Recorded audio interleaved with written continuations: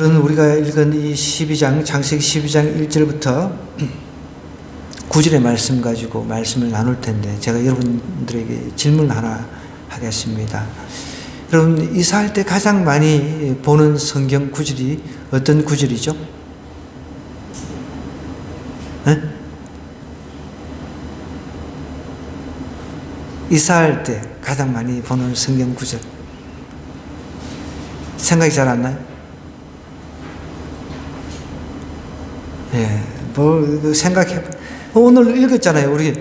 오늘 창세기 12장 말씀 읽었잖아요. 그러면 이사할 때 가장 많이 이 말씀을 봅니다. 제가 개척했을 당시에 용인 동부에서 개척을 했는데, 새벽에, 제가 섬기던 이제 그 갈보리 교회 집사님이시는데, 의사분이셨어요. 소아과, 이제 소아암 전공이셔서요. 하산병원에 근무를 하셨던 분인데, 이제 의사분이 이제 부인 집사님하고 젊었을 때니까 새벽에 나오신 거예요. 그래서 이제 하필이면 딱 새벽 우리 기도회 때 이 본문을 말씀을 이제 제가 말씀을 전했는데, 이 본문을 말씀을 이제 본인이 듣고 이제 응답을 받았다고 그러는 거예요. 그래서 나중에 자세하게 이야기를 들어보니까, 이제 아산병원에 이제 근무를 하다가 저기 제주도로 가게 된 거예요. 제주도로. 그래서 고민이 안 되겠습니까? 아니, 잘 나가는 서울에서 이 의사로 이렇게 잘 나가고 있는데, 소아암 전공인데, 또 나름대로 이제 자기는 교수가 되려고 생각을 하고 있었는데, 느닷없이 저기 제주도에서 이제 연락이 와가지고 고민이 된 거죠. 그런데 아침에 새벽에 나와가지고, 제가 이제 개척한 교회에 나와가지고 이 본문을 대하고, 하나님께서 정말 떠나라 하는 거구나 확신을 가지고 제주도로 내려간 거예요. 그래서 제가 이제 나중에 제주도를 한번 찾아갔습니다. 융숭한 대접을 받고 이제 돌아오는 길에 또 나름대로 이 의사 선생님이, 집사님이 간증하시는 거예요. 홍수가, 제주도에는 비가 많이 오고 홍수가 막 날 때가 있잖아요. 그죠? 폭풍도 많이 치고 바닷가니까. 물이 차가지고 갑작스럽게 막 자기가 차를 달리는데 물이 차가지고 죽을 뻔 했다는 거예요. 그런데 하나님께서 또 도와주셨다는 그 간증을 하시는 거예요. 그래서 제가 그 의사 선생님, 그 집사님 댁에 가서 예배를 인도를 하고 또 열심히 축복을 해드리고 헤어졌습니다. 우리가 이사를 할 때, 여러분, 그리고 어디를 가야 될지 모를 때 하나님께서 이 말씀을 레마, 그러니까 나에게 실질적으로 내 자신에게 내 상황에 맞게끔 하나님께서 말씀을 주실 때가 있다는 것이죠. 그렇다고 아무 때나 대놓고 하나님이 떠나라 했으니까 이 말씀을 보니까 떠나라 했네, 뭐 그렇게 떠나가지고 그냥 뭐 자기 주관적으로 너무 성경을 그렇게 또 해석해서도 안 된다는 것이죠. 위험성이 있다는 것입니다. 오늘 우리가 읽은 이 성경 구절은 아브라함이라고 하는 사람에게 하나님께서 소명을 주신 그런 이야기입니다. 자, 우리 창세기를 지금 쭉 함께 나누고 있는데, 창세기 제일 큰 사건이 에덴 동산에서 인간이 타락한 사건이잖아요. 그죠? 그 다음에 이제 노아의 홍수 사건이 일어났습니다. 그리고 이제 3대 사건 중에 하나, 이제 바벨탑 사건을 지난주에 우리가 언급을 했습니다. 바벨탑 사건은 인간의 이제 교만의 극치를 다루고 있는 거죠. 원래 인간의 언어도 하나였고, 그 역사, 요세푸스라고 하는 역사가는 동물도 그때는 언어를 인간처럼 단일 언어를 썼다라고 그렇게 기록을 하고 있습니다. 이 믿거나 말거나인데, 가만히 보면은, 성경을 보면은 충분히 가능성이 있다는 것이죠. 그때 당시는 뱀하고 사람하고 이야기를 했어요. 그죠? 뱀하고 분명히, 뱀도 분명히 말을 할 수 있었던 동물이었습니다. 동물도 이야기를 했다는 것이죠. 여러분 나중에 보면은 이제 당나귀도 말을 하는 그런 뭐 성경이 나오잖아요. 그죠? 그러니까 창세 때는 인간도 단일 언어를 가지고 있었고 동물도 단일 언어, 그러니까 인간하고 동물도 같은 단일 언어를 가지고 이제 교통이 됐다는 것이죠. 그때는 뱀도 아마 걸어다니는 그런 동물이었다라고 기록을 하고 있습니다. 제가 조금 전에도 이제 창세기를 연구를 하는데 그 한자를 가지고 창세기를 연구하는 그 책이 있어요. 그것을 보니까 이제 그 동물들도 그때는 특별히 그 뱀은 지금 기어 다니잖아요. 창세 때는 뱀도 걸어 다녔다는 거죠. 그것을 이제 상형 문자를 통해서 이제 나름대로 이제 증명을 하고 있는 것이죠. 믿거나 말거나인데 하여간 충분히 가능성이 있잖아요. 그죠? 그러니까 우리는 이 부분도 뭐 믿음의 영역이지만 이거 가지고 뭐 따지려고 하면 한정도 없지만 중요한 것은 이제 바벨탑 사건 이후로 언어가 혼란이 와가지고 언어가 혼잡해가지고 흩어져가지고 각양각색의 언어로 이제 변해버립니다. 말이 안 통하니까 이제 흩어져서 살게 됩니다. 인간이 이제 쭉쭉쭉쭉 전 세계로 흩어졌어요. 그 이후로 사람들이 여러분 죄를 가지고 인간이 하는 것은 죄 짓는 것밖에 없습니다. 그런데 여기서 하나님의 역사가 또 시작합니다. 하나님은 특별한 한 사람을 이제 부르십니다. 하나님께서 부르시는 데는 이유가 있다는 것이죠. 그래서 성경은 여러분 자세히 읽어보면 선택을 이야기를 한다는 것이죠. 이거 가지고 또 이야기를 하면 끝도 없지만 여러분 왜 우리는 뭐 육이 그냥 버렸나? 우리 누구는 하나님께서 선택하시고 그런데 그건 하나님의 주권에 달려있다는 것이죠. 그 많은 사람들 중에 하필이면 아브라함을 부르셨을까? 그건 하나님의 주권의 영역이죠. 우리가 어떻게 말을 할 수가 없다는 것이죠. 아브라함도 여러분 아브라함이 잘나고 아브라함이 하나님을 잘 믿어가지고 하나님께서 택한 것이 아니란 것이죠. 그것을 아셔야 됩니다. 갈대아 우르 지방에서 이 아브라함은 갈대아 사람이었습니다. 고향이 갈대아 사람이었다는 거죠. 그런데 성경을 또 이렇게 쭉 이렇게 읽다 보면 바벨론 나오죠. 바벨론이 유다, 남쪽 유다를 멸망을 시켰어요. 근데 그 바벨론이 갈대아인들이었단 말이에요. 그러니까 아브라함의 고향하고 같은 족속이었다. 참 보면 성경을 읽어보면요. 너무너무 재미있는 이렇게 연결되는 그런 구절들이 참 많이 있어요. 그런데 이 갈대아 지방에 살면서 이 아브라함은 아버지가 우상 장사를 했다는 거예요. 우상을 숭배하는 정도가 아니라 집안 내력이 우상을 만들어가지고 우상이라고 하는 것은 여러분 정말 어떻게 보면은 아무 말도 할 수 없는 나무를 가지고 조각을 해서 어떤 모양을 만들어서 이게 내 신이다. 이 안에 뭔가 신이 깃들어 있다라고 이렇게 믿고 그때 당시 많은 사람들이 그렇게 믿고 그것을 가지고 다니면서 이 우상이 나를 지켜줄 것이다. 나에게 복을 가져다 줄 것이다. 이렇게 믿고 살았다는 것이죠. 그러다 보니까 수요와 공급의 법칙에 의해 가지고 수요가 있으면 공급이 있어야 되잖아요. 그죠? 그 아브라함의 아버지는 이런 수요에 맞춰서 공급자 역할을 했다는 거죠. 우상을 공급하는 역할을 했다는 거예요. 근데 실질적으로 우리 도서관에도 에녹스라고 하는 것을 제가 사서 비치를 해 놓았습니다. 기회가 되시면 한번 빌려가서 읽어보십시오. 거기에 보면 재미있는 이야기들이 많이 나와요. 물론 우리가 100% 성경이 아니기 때문에 에녹스는 이제 외경 쪽으로 이렇게 우리가 분류를 하는데 이제 우리가 66권, 성경 66권 안에는 들어와 있지를 않습니다. 그런데 그 에녹스를 읽어보면 자기 아버지하고 아브라함하고 굉장히 이제 그 우상 장사하는 것 때문에 굉장히 다투는 내용들이 나와요. 막 심하게 다투는 내용들이 나온다는 것이죠. 그런 걸 보면 분명히 성경에도 이때 이 갈대아 우르 지방에서는 우상이 만연했던 그런 상황이었는데 하나님께서 그렇다고 해서 아브라함이 믿음이 출중해가지고 노아는 당시에 의인이었더라 이런 칭호를 받았잖아요. 그런데 아브라함은 그렇지는 않았습니다. 아버지가 우상상사를 하니까 그게 영향을 받는데 나중에 이제 하나님께서 부르시고 택하시고 갈대 우르를 떠나라, 내가 내게 지시한 땅으로 가라, 가나안 땅으로 가라 라고 이렇게 하니까 그때 이제 하나님의 부름을 받은 것이죠.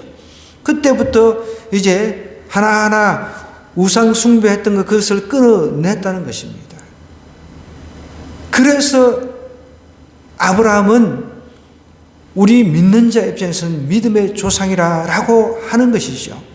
그런데 아브라함이 위대한 것은 다른 것이 아니라 그냥 말도 안 되는 그 상황 속에서 그냥 하나님을 믿은 겁니다. 갈대아 우르에서 이런 가나안까지 거리가 얼마가 되냐면 700km래요. 700km. 700km면 여러분 우리 여기 남양주에서 저기 전라남도 해남이 땅끝이라 그러잖아요. 해남까지가 700km가 안 되는 걸로 알고 있어요. 그죠? 예. 그것보다 더 멀다는 거죠. 지금은 우리가 하루 만에 그 700km도 달릴 수가 있습니다. 그러나 그 옛날, 그러니까 지금으로 치면은 한 3,500년 훨씬 전에 그곳을 떠나가지고 자기가 살던 곳을 떠나가지고 그곳으로 간다는 것은 이건 정말 어려운 거죠. 정말 몇 달이 걸리는 그런 긴 여정이란 말이에요.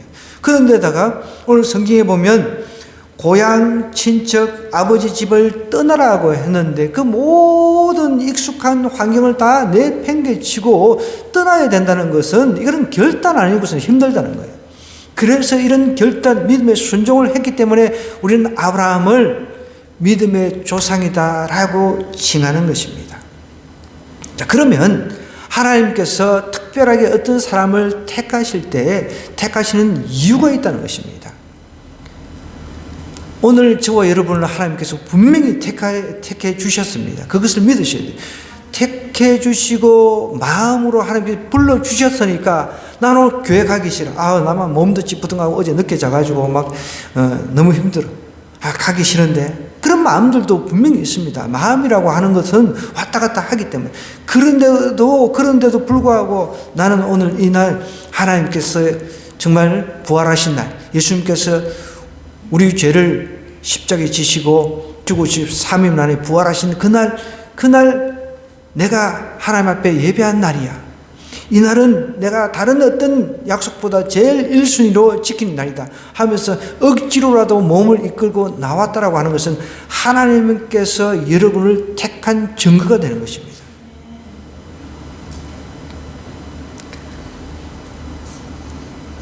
하나님께서 우리를 택하시고 부르신 이유를 정확하게 우리가 안다면은 나는 성공적인 삶을 살 수 있다는 거예요. 여러분, 우리가 인생을 좀 성공하는 그런 인생 되기를 원하잖아요. 그러면 하나님께서 나를 부르신 이유를 정확하게 알기만 하면 된다는 거예요. 그건 모르니까 우리가 엉뚱한 길로 가는 거죠. 헤매는 것이죠. 오늘 하나님께서 우리를 부르신 이유가 성경에 너무너무 잘 나와 있습니다. 1절부터 5절까지 한번 먼저 보겠습니다. 하나님께서 왜 우리를 불러주셨을까? 여러분, 정확하게 답이 나와 있습니다. 여호와께서 아브라함에게, 이때는 아브라함이 아브라함으로 이름이 바뀌기 전 이름입니다. 아브라함입니다. 이러시되 너는 너의 고향과 친척과 아버지의 집을 떠나라 그랬습니다. 이때 당시는 여러분 씨족 사회였어요. 씨족 사회. 저희도 어릴 때 씨족 사회였습니다. 그것을 저는 경험을 했기 때문에 잘 압니다. 저희 동네는 안씨와 조씨 가문이 이제 씨족을 이루고 있었어요. 근데 지금은 가보면 뭐 다 흩어져 가지고 뿔뿔이 흩어져가 핵가족이 돼 가지고 이제 뭐 그랬거든요. 명절 되면 제사를 한번 지내면 아침부터 그냥 저녁까지 지냈습니다.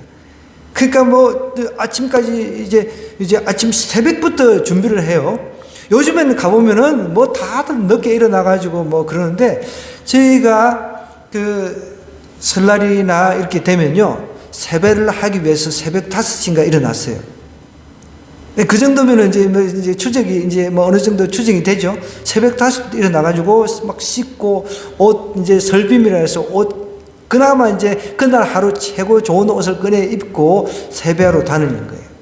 세배하러 다니고 이제 아침 이제 되면은 그때부터 또 이제 제사하러 다니는 거예요. 제사 모시러 다니는 거죠. 그 다니다 보면은 이게 동네 사람들끼리 마주치잖아요. 그러면 이제 조시 가문 사람들이 우르르 모여가고 또 한쪽은 안시 가문 사람들이 우르르 모여가고 이렇게 시족 사회였던 거예요. 고대 사회는 시족 사회였습니다. 왜냐하면 그때 당시는 여러분 군대라고 하는 것이 그 가정을 잘 지켜줄 수 없는 상황이었잖아요. 그 각자 시족 공동체가 그 마을을 이루고 하면서 서로를 지탱하면서 의지하면서 지켜주고 보호하고 하는 기능을 했다는 것이죠. 그런데 그런 모든 것을 내팽개치고 이제 떠나야 되는 상황이었다는 거죠.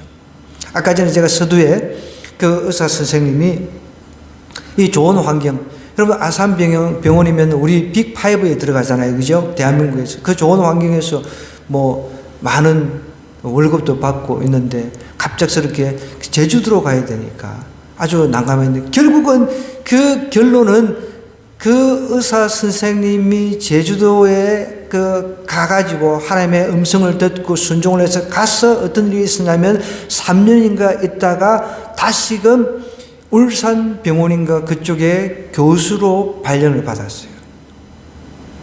하나님께 순종을 했더니 그런 놀라운 역사를 하셨다는 거죠.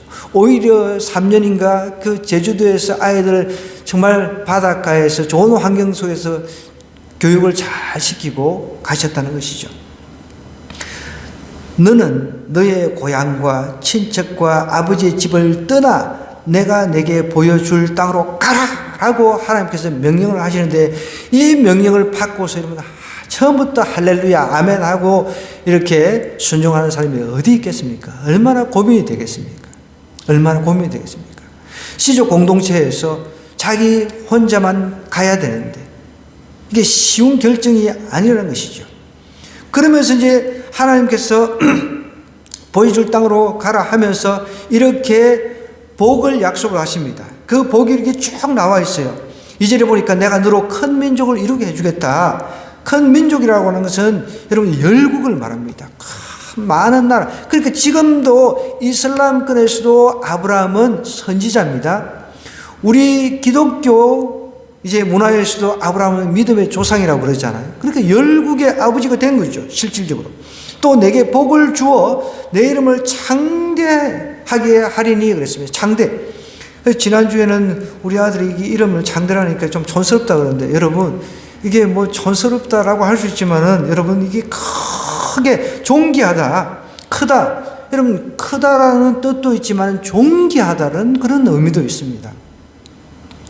이름이 존귀히 여김을 받는 거죠. 존귀하게. 어떤 이름이 불려졌어요. 아브라함 하면은 지금 모든 이슬람권이나 기독교 사회에서는 아브라함은 존귀하게 이름이 불려지잖아요. 그죠? 이게 존귀한 그런 뜻이 있습니다. 내 이름을 존귀하게, 장대하게, 크게 하리니 너는 복이 될지라 라고 이야기를 하고 있습니다. 하나님께서 우리를 부르신 이유는요, 첫 번째, 복을 주시기 위함이라는 거예요.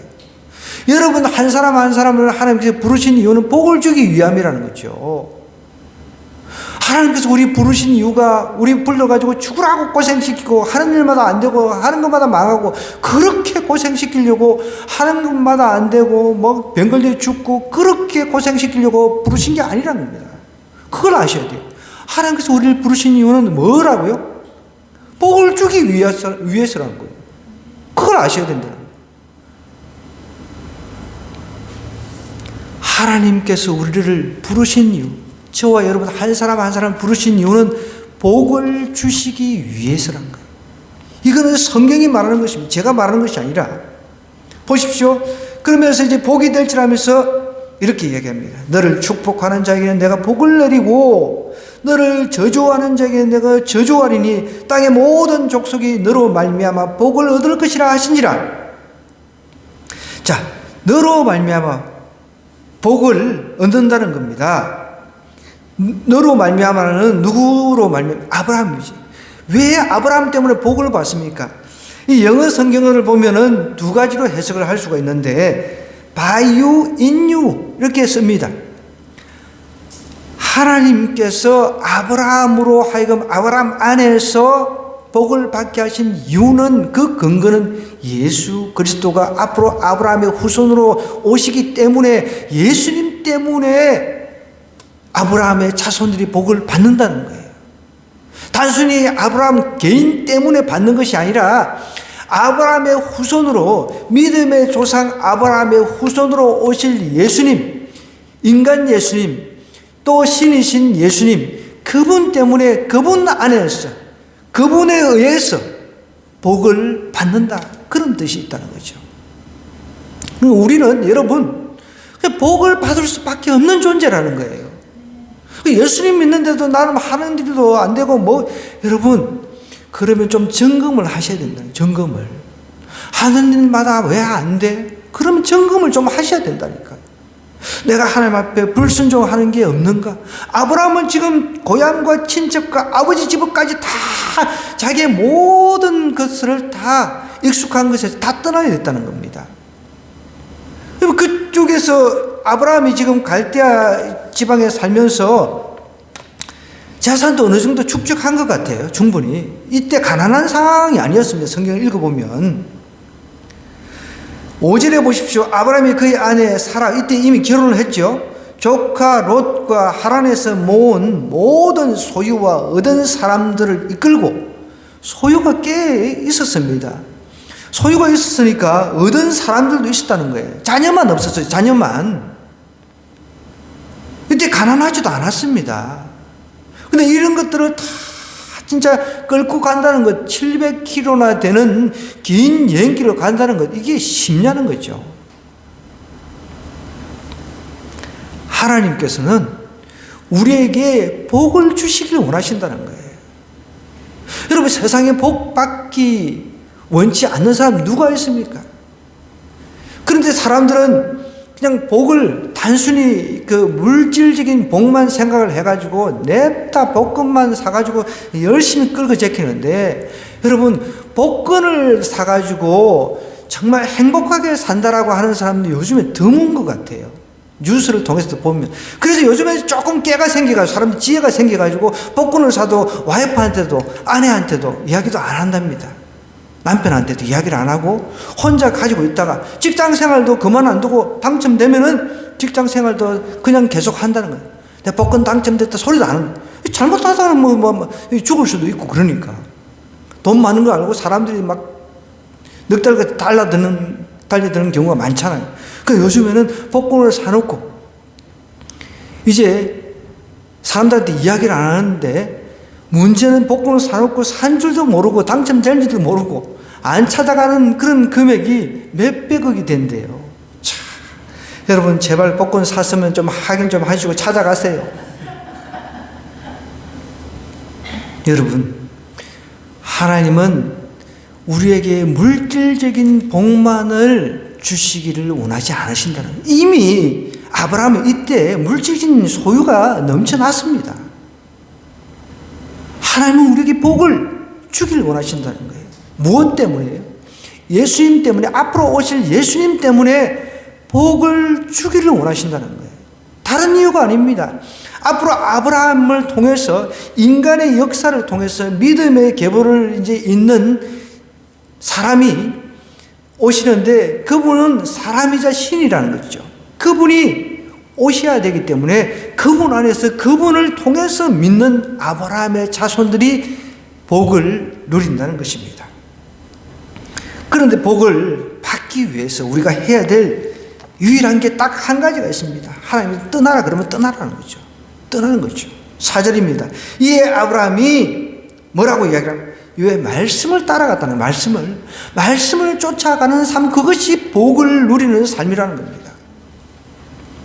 하나님 복 준다 그랬으니까 복 주시겠지, 떨어지겠지, 그냥 입만 벌리고 있으면 복이 떨어지겠네, 그런 게 아니란 거예요. 여러분, 우리가 복을 하나님께서 예비하셨는데 그 복을 받기 원한다면 하나님께서 하신 말씀을 쫓아가는 삶을 살아야 된다는 거예요. 그런 삶을 살지 않으면서 나는 하나님 믿는데 왜 복이 안 떨어지냐고. 그러니까 그 복도 그냥 생각하는 게 그냥 그 생각하는 게 물질적인 복, 그리고 하나님 믿었으니까 막 하나님 주시옵소서 하면서 그냥 냅다 끌고 그러잖아요. 여러분, 그거는 그야말로 기복인 거죠. 복만 구하는, 그냥 세상적인 그 세속적인 복만 구하는 거죠. 그걸 기복신앙이라고 이야기를 합니다. 근데 우리는 그런 게 아니라는 거예요. 여러분 보십시오. 이미 이때 아브라함이 어느 정도 재산을 축적을 했단 말이에요. 지금 애기만 없을 뿐이에요. 자녀만 없을 뿐입니다. 이미 재산이 많으니까 종들도 이제 둔 거죠. 그런 상황에서 굳이 하나님께서 복 주신다고 하고 그런 게 무슨 의미가 있겠습니까? 그런데 하나님은 아브라함을 불러놓고 네 자손들이 별처럼 많게 해줄 거다. 지금 자녀가 없는데. 근데 그 자녀도 믿음의 자녀를 말하는 겁니다. 그런 복을 하나님께서 허락해 주시겠다는 거예요. 여러분, 우리가 먹고 사는 문제는 부지런만 하면은 절대로 먹고 사는데 걸림돌 되지 않습니다. 요즘 세상도 마찬가지입니다. 하루에 서너 개 알바만 해도 먹고 살 수 있다는 거죠. 아브라함도 충분히 이때 당시 먹고 살 수 있었습니다. 그런데 하나님께서 떠나라, 갈대우를 떠나라 하니까 그 말씀을 쫓아서 말씀을 따라갔다는 거죠. 그러니까 롯도 함께, 아마 롯도 그래도 이때 이제 아마 아브라함이 롯한테 가가지고 하나님께서 나한테 이렇게 말씀하셨다. 친척, 고향, 아버지의 집을 떠나가지고 내가 내게 보여줄 땅 꽤 멀다. 한 700km나 되는 가나안 땅으로 가라는데 너는 어떻게 생각하냐? 갈 거냐? 그러니까 삼촌 저도 따라갈게요. 아마 이렇게 타협이 돼가지고 합의가 돼가지고 롯도 따라갔던 것 같아요. 근데 여러분 아시다시피 나중에 롯은 이제 정착하는 과정에서 좋은 땅 가가지고 소돔 땅에 들어가가지고 이제 망하는 그런 이야기들을 우리가 알고 있습니다. 자, 그래서 하나님은 우리를 부르신 목적은 다른 데 있지 않다는 거예요. 우리 죽으라고 고생시키고 하는 것마다 망하게 하는 그런 하나님이 아니시란 말이에요. 우리에게 복을 주시길 원하신다는 거예요. 여러분, 이거를 잊지 말아야 돼요. 하나님은 우리에게 복 주시기 원하십니다. 우리 옆 사람한테 이렇게 인식을 시킵시다. 하나님은 우리에게 복 주기 원하십니다. 그렇게 예수님을 믿는 순간부터 우리 이미 복을 받은 사람이에요. 예수님을 믿는 순간부터 우리는 이미 복을 받았다는 거예요. 영생의 복을 받은 거예요. 모든 사람이 죽지만 영생의 복을 받은 것, 이 영생의 복보다 더 큰 게 어디입니까? 천국의 복. 예수님 때문에 내가 예수님 믿고 천국 가는 이 복보다 더 큰 복은 없는 거예요. 내가 이 땅에서 아무리 물질적인 부양을 누린다 할지라도 그것을 가지고 내가 지옥에 끌고 갈 수가 있습니까? 한 푼도 가지고 갈 수가 없잖아요. 어떤 복을 주시기 원하십니까? 영생의 복을 주시기 원한다는 거예요. 예수님 안에서, 예수님에 의해서, 예수님의 믿음으로 인해가지고, 예수님을 통해서 영생의 복을 하나님은 우리에게 주시길 원하신다는 거죠. 자, 이제 하나님께서 우리를 부르신 이유 두 번째, 6절에서 7절의 내용은 우리가 앞으로 계속해서 추구해야 될 삶입니다. 하나님은 우리에게 경배를 받기 원하십니다. 하나님은 만주, 온 우주의 주인이십니다. 주인은 높임 받기를 원하세요. 그럼 우리 피조물은 당연히 우리를 만드신 분을 높여야 돼요. 그게 경배입니다. 그게 예배입니다. 그게 찬양입니다. 그래서 하나님을 믿으면 기본적으로 예배하는 삶을 시작하는 거예요. 근데 하나님 믿는데도 예배를 안 해? 하나님 믿는다고 하면서도 예배를 게을리해? 그럼 하나님 믿는 게 아니죠. 6절 한번 볼까요? 가나안 땅에 이제 들어갔더라 하면서 6절에 이렇게 시작합니다. 아브라함이 그 땅을 지나 세겜 땅 모래 상수리 나무에 이르니, 세겜이라고 하는 뜻은 여러분 어깨라는 뜻입니다. 이미 여기에 어깨 하면은 좀 자기보다 덩치도 큰 그런 사람들이 살고 있다는 거예요. 그럼 얼마나 위협적이 되겠습니까? 여러분, 지금 아브라함 입장에서는 이 세겜 땅에 들어가 보니까 낯설고 물설고 이 사람들 이미 정착하고 있는 사람들이 있는데 내가 지금 여기에 하나님께서 주신 땅인데 여기 들어가 살아야 되는 거예요. 얼마나 마음이 불안하겠습니까? 그렇지 않겠습니까? 어떤 장로님 이야기입니다. 어떤 장로님이 육지에 살다가 제주도로 이제 이사를 간 거죠. 제주도에 이제 노후를 보내시려고. 근데 그 장로님이 하신 이야기가 그래요. 제주도 사람들이 육지 사람들을 좀 관세를 한대요. 그래서 항상 하는 이야기, 육지 것들이 이렇게. 육지 것들이. 야, 저도 그 이야기 들으니까. 그러니까 여러분, 이 지금 아브라함 입장에서는 세겜 땅에 들어가니까 세겜 사람들이 이 갈대 것들이 뭐 이런 이야기를 하고 갈세하고 자칫하면 뭐 쫓겨나갈 수도 있는 그런 상황이었단 말이죠. 세겜 땅 모래 상수리 나무에 이르니 그때 가나안 사람이 그 땅에 거주하였더라라고 이야기를 하고 있습니다.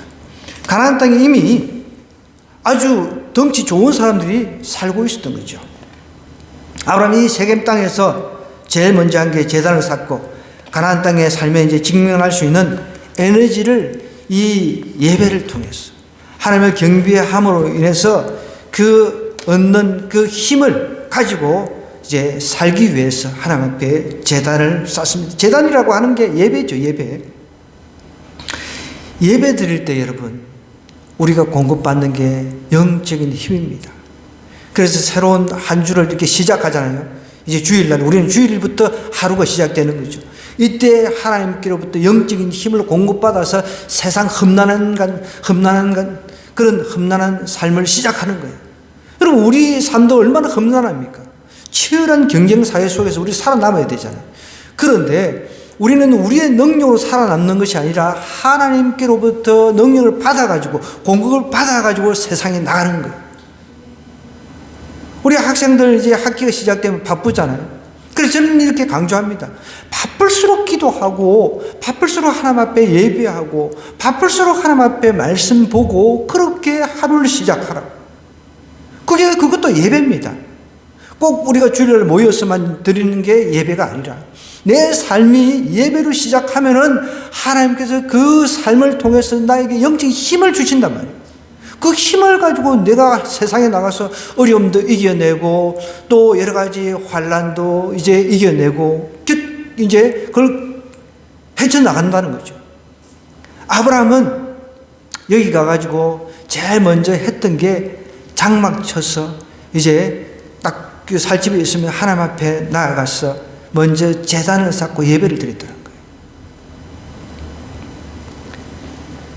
이 땅에서 우리가 힘을 어디서 공급을 받을 수 있습니까? 이 땅에서 살아갈 수 있는 힘을 어디서 공급받냐고. 여러분, 우리 삶에는 여러 가지 희노애락이 있잖아요. 뭔가 물질적으로 좀 안정을 취한 것 같으면 경제적인 이제 그 안정은 취했지만 그 다음에 찾아오는 게 이제 그 건강상의 문제잖아요. 건강상의 문제. 건강상의 문제가 좀 해결되면 또 자녀 그 고통이 또 찾아옵니다. 자녀 고난이 막 찾아옵니다. 다양한 고난들이 온다는 거예요. 이런 고난 앞에 내가 헤쳐나갈 수 있는 길이 뭐냐는 거예요. 하나님을 예배하면서 나를 만드신 하나님, 나에게 복 주시기 원하는 그 하나님으로부터 영적인 힘을 공급을 받아야 내가 삶을 헤쳐나갈 수 있다는 거예요. 그렇지 않으면 내가 삶을 헤쳐나갈 수 없는 거죠. 그냥 똑같은 사람들, 이 세속적인 사람들하고 똑같이 살아가려고 할 바야 예수님 안 믿는 게 낫죠. 우리는 달라야 한다는 거예요. 하나님 믿는 사람은 정말 말씀을 쫓아서 아브라함처럼 이렇게 가나안 땅에 들어가는데, 가나안 땅에 들어가 보니까 세겜 어깨 덩치 큰 사람들 많아요. 위협이 됩니다. 이거 어떻게 하냐는 거예요. 하나님, 앞으로 미래는 알 수 없습니다. 암담하지만 하나님께 맡깁니다. 하나님 도와주시옵소서. 이렇게 예배하면서 시작을 했다는 것이죠. 보십시오. 이제 수많은 역경과 고난을 이제 맞닥뜨릴 겁니다. 아브라함.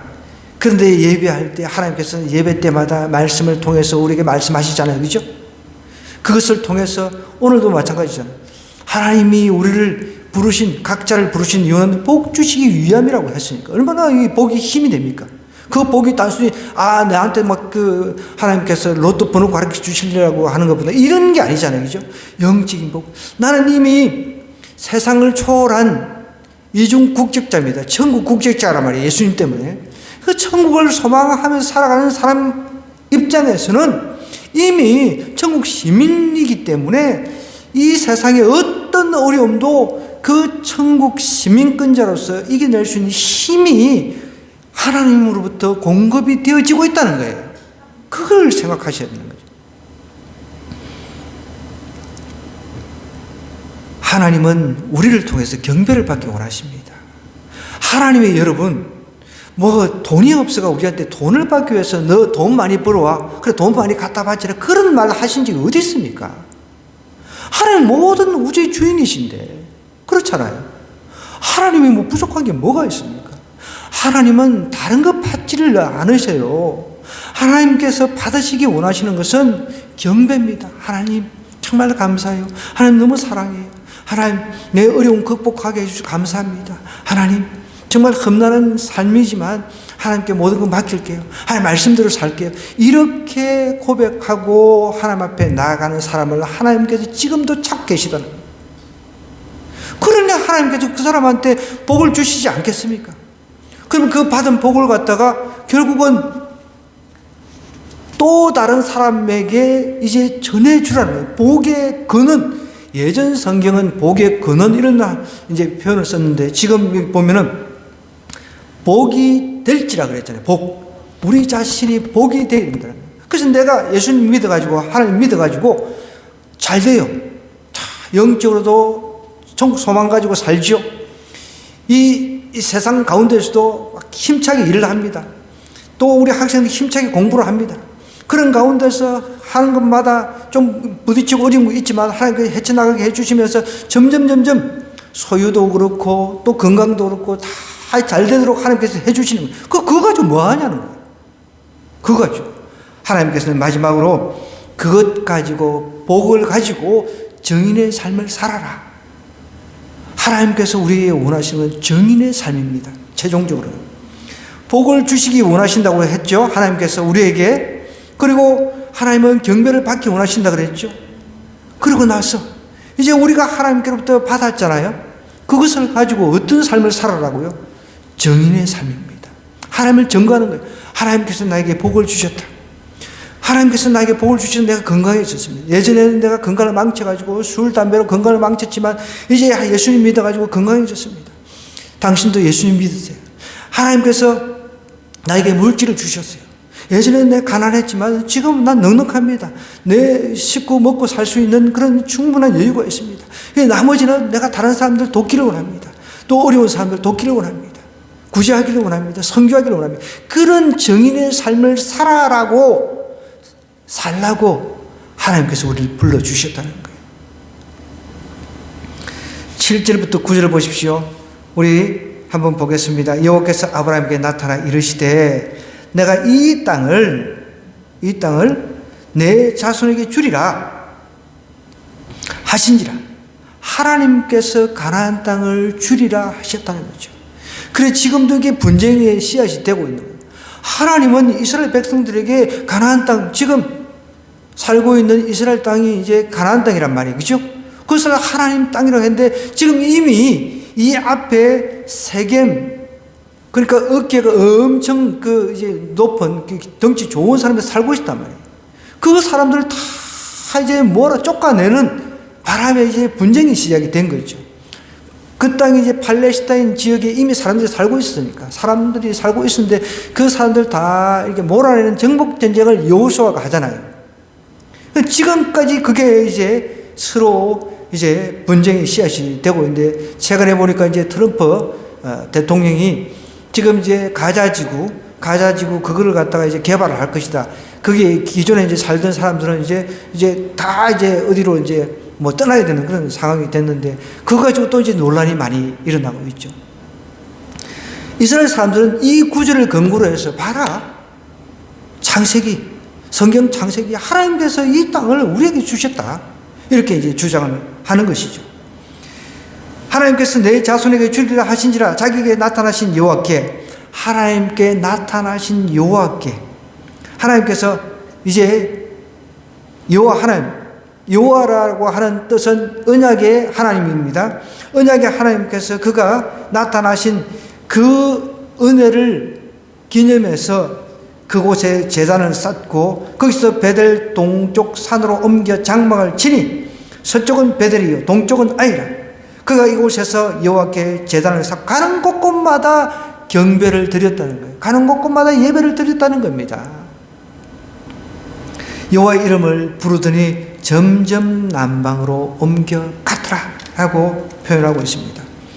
여러분, 아브라함에게 있어서 제단을 쌓는 행위는 살아계신 하나님을 만난 것을 증거하는 삶입니다. 여러분, 예배자는요, 하나님을 만난 증거자가 예배를 드리는 겁니다.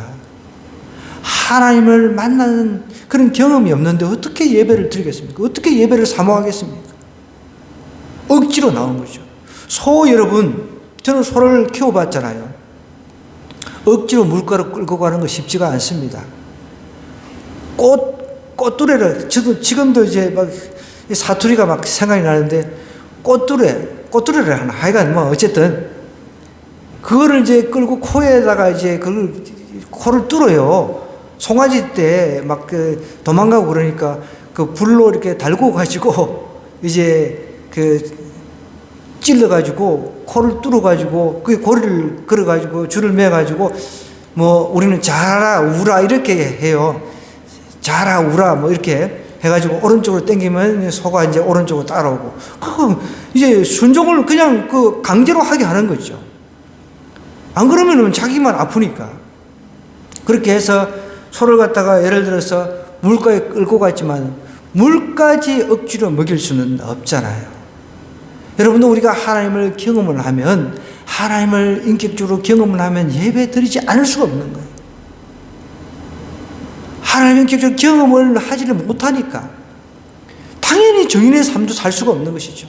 하나님이 우리를 부르신 이유는 하나님을 인격적으로 경험한 그 상태에서 하나님께 복을 받았습니다. 그 받은 복을 이제 다른 사람한테 나눠주는 정인의 삶을 살아라. 그래서 하나님께서 우리를 불러주시다는 거예요. 내 멋대로 그냥 하나님 복을 주셨으니 그 복을 갖다가 잘 먹고 잘 살고 뭐 쾌락을 누리고, 여러분 뭐 그건 뭐 나쁜 건 아니죠. 하나님 주신 걸 누린다는 것은 정서적인 것을 채우고 이런 것도 괜찮은 거죠. 그러나 필요 이상 내가 쾌락을 탐닉하고 그거는 죄가 될 수가 있습니다. 너무 우리가 소유 많이 하려고 하는 것도 죄가 될 수 있다는 것이죠. 그것도 탐심입니다. 탐욕입니다. 하나님은 나에게 풍부한 것을 주셨으면 그것을 가지고 다른 사람들 도와주고 어려운 사람 도와주고 또 선교하고 이런 정인의 삶. 여러분, 정인의 삶이라고 하는 것은 가서 보여주는 거잖아요. 그죠? 나는 하나님을 만났습니다. 하나님께서 내 삶에 그 역사하신 것을 내가 분명히 경험해요. 이것이 정인의 삶인 것입니다. 여러분, 최근에 트럼프 대통령이 한 이야기 중에 가장 인상적인 게 있습니다. 하나님이 안 계셨다면 미국의 역사는 없다는 거죠. 저는 그 이야기를 들으면서 우리 한국의 대통령도 그런 대통령이 좀 나왔으면 좋겠어요. 하나님께서 이 나라를 책임져 주셔야 합니다. 그런 믿음의 대통령이 있잖아요. 그런 사람이 나와야 될 줄 믿습니다. 우리나라도 그런 사람 나올 줄 믿습니다. 그러면서 자기가 고백한 거예요. 총알이 피해갔잖아요. 총알이 피해갔습니다. 그는 여러분 하나님의 역사 아니고서는 설명할 길이 없다는 거죠. 자기가 그 사건 통해서 믿음이 더 견고해졌다고 고백을 했습니다. 그러니 동성애라든지 뭐 이런 하나님께서 가장스럽게 여기는 그런 법들을 갖다가 다 뜯어 고치고 있잖아요. 우리나라도 마찬가지입니다. 이런 나쁜 법들을 하나님을 믿는 하나님을 경험한 사람이 대통령이 돼가지고 뜯어 고쳐야 된다는 거예요. 하나님 믿지 않는 사람이 오히려 하나님의 법을 뜯어 고쳐가지고 세속적으로 흘러가는 것을 우리는 막아내야 되는 거예요.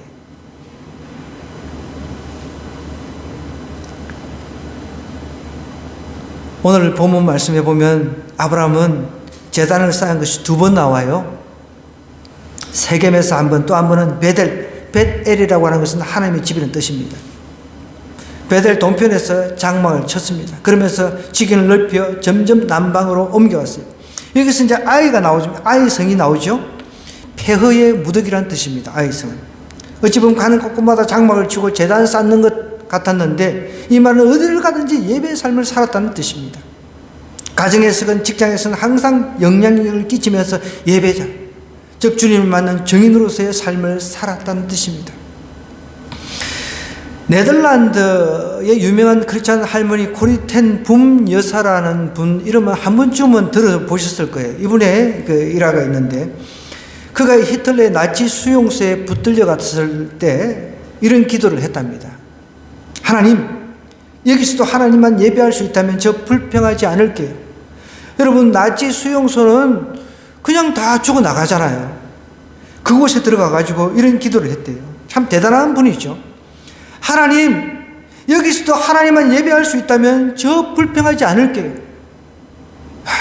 정말 대단하지 않습니까? 보통 우리는 어떻게 기도합니까? 기도라기보다 하나님, 어떻게 내가 하나님 잘 믿는데 왜 나를 이런 곳에 보내셨습니까? 이렇게 기도를 하는 것이죠. 근데 최근에 제가 아침에 우리 노예, 제가 속한 곳이 이제 또 함중노예인데 함중 노예방에 어떤 글을 올린 걸 제가 아침에 읽었는데 윤석열 대통령에 관한 윤석열 대통령이 쓴 글입니다. 이게 사실인지 뭐 가짜인지는 정확하게 말 수는 없어요. 근데 사실 같기도 해요. 윤석열 대통령이 감옥에서 하나님을 인격적으로 만나고 거듭났다는 이야기입니다. 그래서 왕궁, 그 대통령 궁보다 감옥 자기 혼자 있는 게 지금이 더 행복하고 좋다는 그런 내용의 글이었습니다. 윤석열 대통령은 중학교 2학년까지 교회를 다녔던 사람이에요. 그리고 그가 교회를 다닐 때만 해도 목사까지 되겠다는 그런 이야기를 했다고, 꿈이 목사였던 그런 이야기도 제가 얼핏 들었습니다. 어쨌든 감옥에서 만약에 정말 그 사람이 윤석열 대통령이 예수님을 인격적으로 만났다라고 한다면 세상에 대통령이 되어가지고 나름대로 이제 감옥 가가지고 예수님을 인격적으로 만났다면 그게 저는 신의 한 수, 하나님의 그 섭리가 그 안에 들어있다는 거죠. 여러분, 대통령이 되는 것보다 하나님을 인격적으로 만나는 게 더 중요하지 않습니까? 만약 그것이 사실이라면 저는 정말 하나님께 정말 감사의 고백을 할 수 있을 거라 생각합니다. 왕궁보다 더 좋다는 거죠. 혼자서. 제가 알기로는 어떤 목사님이 성경을 주셔가지고 거기서 성경을 열심히 읽고 있는 걸로 알고 있습니다. 그거는 팩트입니다. 그런데 방금 제가 말씀드린 이게 팩트인지 사실인지 아닌지 지어낸 것 같지는 않아요. 정확한 정보일 가능성이 높다는 것입니다. 여러분, 이 나치 수용소에 붙들려간 코리텐 붐 여사는 하나님, 여기서도 하나님만 예배할 수 있다면 저 불평하지 않을게요. 이렇게 기도했다는 거예요. 이런 기도를 드린 후 갑자기 감방 안에 이가 많아지는 겁니다. 기도를 드리는데 이가 많아진다는 거예요. 이가 많으면 예배하기 힘들잖아요. 그죠? 그런데 이상한 일이 벌어지기 시작합니다. 간수들이 오지를 않은 겁니다. 이가 많은 감방이라고 소문이 나니까 간수들이 그곳을 방치해 두는 것이었습니다. 그래서 그곳은 간수들의 눈초리에서 자유를 얻고 아주 안전한 공간이 되기 시작했습니다. 마음대로 찬송하고 기도해도 제재를 받지 않는 자유로운 공간이 된 것입니다. 거기서 코리텐 붐 할머니는 열심히 전도를 합니다. 많은 사람들이 예수님을 믿어 그들과 더불어 말씀을 나누고 기도합니다. 작은 소리로 찬송을 부르기 시작합니다. 이들로 말미암아 이 작은 감방 안은 결국은 이제 천국이 되어가기 시작합니다. 여러분, 하나님의 임재가 있는 곳, 하나님을 향한 찬양과 기도가 있는 곳, 이곳이 천국이 임하는 복인 줄 믿으시기 바랍니다. 여러분, 하나님이 우리를 부르신 목적은 다른 데 있지 않습니다. 복을 주기 원하신다는 거예요. 그 중에 반드시 영적인 복이 있습니다. 영혼이 잘 돼야 됩니다. 먼저 영혼이 잘 되고 내 범사가 잘 돼야 되는 거예요. 영혼이 첫 번째라는 거예요. 내 영혼이 예수님을 통해서 구원받아야 된다는 거예요. 그 다음에 하나님께서 우리를 부르신 목적은 경배를 받기 원하신다는 겁니다. 뿐만 아닙니다. 경배만 하고 끝나는 것이 아니라 우리는 가는 곳곳마다 정인의 삶, 제단을 쌓고 하나님의 간증하는 삶을 살아야 된다는 거예요. 여러분, 이게 제일 중요한 거예요. 간증의 삶. 예수님을 진짜 인격적으로 만난 사람은 간증의 삶을 살 수밖에 없는 거예요. 조금 전에 제가 어떻게 보면 아직까지는 미확인 그런 정보지만 윤석열 대통령이 감옥에서 하나님을 인격적으로 만나서 거듭났다고 본인이 고백을 했으니까 그것이 만약에 진짜라고 한다면 그것이 간증이 되는 것입니다. 어떤 앞으로 법적인 어떤 결론이 날지라도 자기는 다 받아들이겠다는 거예요. 인생을 여러분 다 살고 나면 얼마 내가 돈을 많이 벌었나, 그게 하나님의 그 보시기에 그 가치 평가 기준이 될 수가 없습니다. 얼마나 또 많이 성취했느냐, 그것도 아닙니다. 우리 가정에서 또한 직장에서 정인의 삶을 살아야 합니다. 뿐만 아니라 우리의 발걸음이 닿는 곳마다 영향력을 끼칠 수 있는 예배자의 삶, 이 삶을 우리가 살아야 한다는 것입니다.